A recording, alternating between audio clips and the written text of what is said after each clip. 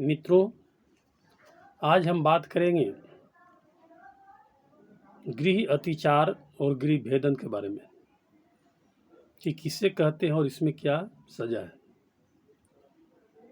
यह धारा जो है भारतीय न्याय संहिता के धारा 330 में वर्णित है, जो पूर्व में आईपीसी की धारा 443 में वर्णित था।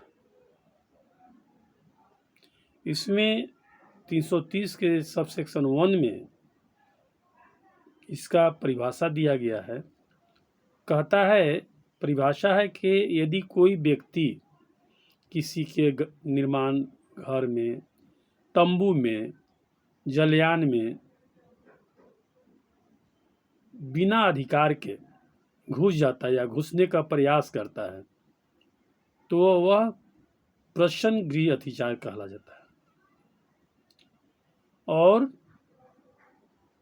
यह सब सेक्शन 2 में वर्णित है कि यदि कोई व्यक्ति गृह अतिचार करता है तो वह गृह भेदन कहा जाता है। गृह भेदन के लिए धारा में दिया गया है 6 तरीका। 6 तरीका में से किसी भी रूप में यदि वह गृह अत्याचार करता है, गृह अतिचार करता है तो गृह भेदन के रूप में उसको माना जाएगा। जैसे धारा 330 के सब सेक्शन 2 के सब क्लॉज 1 में है कि ऐसे रास्ते का प्रयोग जिसमें उसको जाने का अधिकार नहीं है और वह स्वयं या किसी दुष्प्रेरक के द्वारा रास्ता बनाए हुए रास्ते से दुरुपयोग करते हुए कोई घुसता है तो वह गृह अतिचार के लिए दोषी होगा और गृह भेदन कहलाएगा।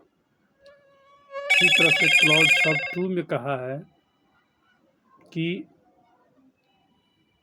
ऐसे रास्ते से जो दुष्प्रेरक से भिन्न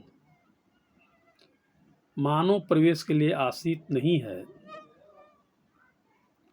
वह सीढ़ी से या किसी रास्ते से चढ़कर घुसता है या बाहर निकलता है तो वह भी गृह भेदन कहलाएगा।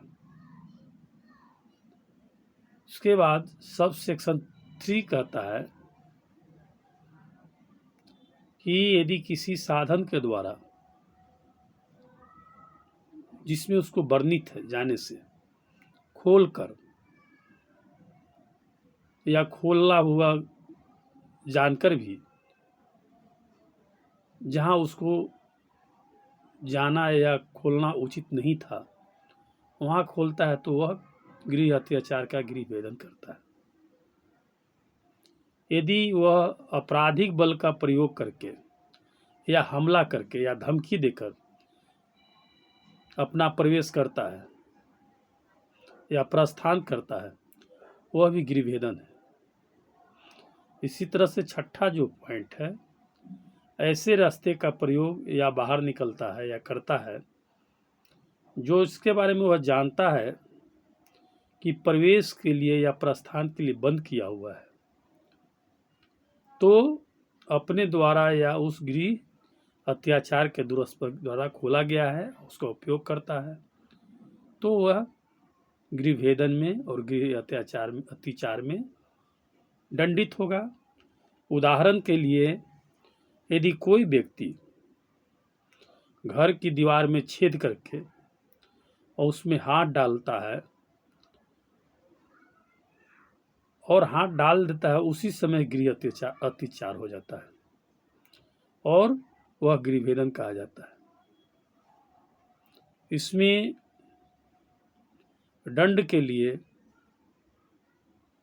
प्रावधान किया गया है जो सब सेक्शन